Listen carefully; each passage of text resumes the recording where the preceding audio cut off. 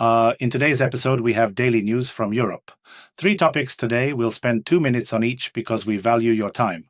First topic, about the challenging meeting between Ursula von der Leyen and the Chinese leader in Beijing, which was initially planned for 2 days but was cut short to 1. Second topic, the lawsuit by the Macron couple against an American activist who spreads rather strange theories about France's First Lady.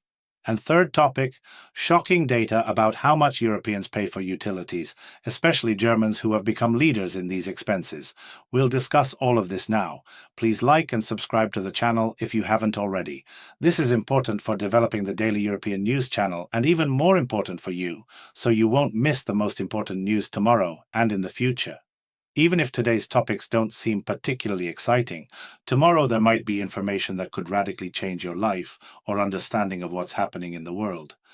Now to the topic of the European Union leadership meeting with the Chinese leader.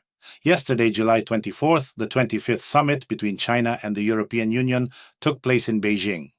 Chinese President Xi Jinping met with European Council President Antonio Costa and European Commission President Ursula von der Leyen. Initially, the negotiations were planned for 2 days, but were shortened to 1.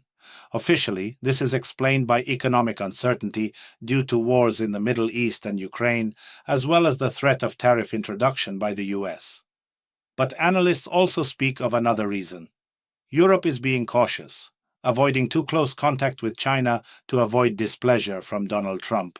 The meeting discussed cooperation on climate issues and global conflicts, but the main issue was the huge trade balance deficit.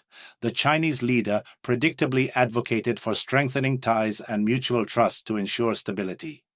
Ursula von der Leyen spoke of a turning point in relations and demanded concrete solutions. The meeting took place against the backdrop of a recent statement by China's Ministry of Foreign Affairs that it opposes unilateral sanctions against Chinese citizens and legal entities following the European Union's new sanctions package against Russia. In June, the EU announced that Chinese companies would be excluded from participating in public procurement worth more than €5 million due to systematic discrimination against European companies and barriers in the Chinese market. Shortening the meeting from 2 days to 1 says a lot. When parties don't see the need to communicate longer, it's hard to talk about any breakthrough results. Europe found itself in a difficult position between a rock and a hard place. On one hand, it needs the Chinese market and investments, especially now when the EU economy is going through difficult times. On the other hand, Trump has made it clear that he will punish those who cooperate too closely with Beijing. And here's the result, a half-hearted meeting where everyone speaks diplomatic phrases, but no one is ready for serious commitments. Xi Jinping calls for strengthening trust, but he himself supports Russia in the war against Ukraine. Ursula von der Leyen demands concrete solutions but comes for only 1 day. This is a classic example of how geopolitics kills common sense. Europe is more afraid of angering America than losing Chinese opportunities. In the end, everyone keeps their interests, and ordinary Europeans get even more economic uncertainty. It's particularly amusing to see the exclusion of Chinese companies from government procurement against the backdrop of the EU itself, suffering from lack of infrastructure investment. But politics is politics. Sometimes it's more important than common sense. Now to the topic of the scandalous Macron couple lawsuit. French President Emmanuel Macron and his wife Brigitte have filed a defamation lawsuit in American court against conservative activist and podcast host Candace Owens. In a more than 200-page lawsuit, they accuse her of spreading defamatory and fabricated claims about France's First Lady. Among the accusations are claims that Brigitte Macron was born male under the name Jean-Michel Trogneux, that Macron and his wife are blood relatives, and that Emmanuel Macron is the result of a CIA human experiment or similar government mind control program. Candace Owens called this lawsuit an attempt at intimidation and an assault on free speech. She stated that she will not retract her words. The Macron family claims they repeatedly demanded retractions from her but received refusals. The lawsuit was filed in Delaware State Court, which is considered a democratic state. This wasn't a random decision. Everything was thought through to the smallest detail. American laws require the plaintiff to prove malicious intent in spreading knowingly false information. The French president and his wife are seeking a jury trial and financial damages. They expressed readiness to personally fly to the U.S. to participate in the court proceedings. This isn't the first such case. In September 2024, a Paris court already sentenced 2 women, including French journalist Natasha Ray, to fines of €13,500 for similar claims. This court case promises to be a real show of the century. Imagine the president of one of the world's leading countries personally flying to an American court to prove his wife's gender. It sounds like a comedy script, but this is harsh reality. On one hand, you can understand the Macrons. Such conspiracy theories really go beyond reasonable criticism and can seriously damage reputation. On the other hand, suing an American activist in America is quite a risky venture, especially considering that attitudes toward Macron in the US are quite mixed. If conservatives or simply people who don't like European politicians end up among the jury, the proceedings could turn into a complete failure. Candace Owens is known for her provocative statements, and she definitely won't surrender without a fight. She's already called the lawsuit an attempted intimidation and an attack on free speech. In America, these are very strong arguments. This whole story shows how toxic the information environment has become. Conspiracy theories spread faster than facts, and politicians are forced to spend time and resources fighting obvious nonsense instead of solving real problems. But the saddest part is that such processes only add fuel to the fire and give conspiracy theorists new reasons for speculation. Now to the topic of utility costs in Europe. Fresh data shows a shocking picture. Almost all 20 of the world's most expensive cities for basic utility costs are located in Europe.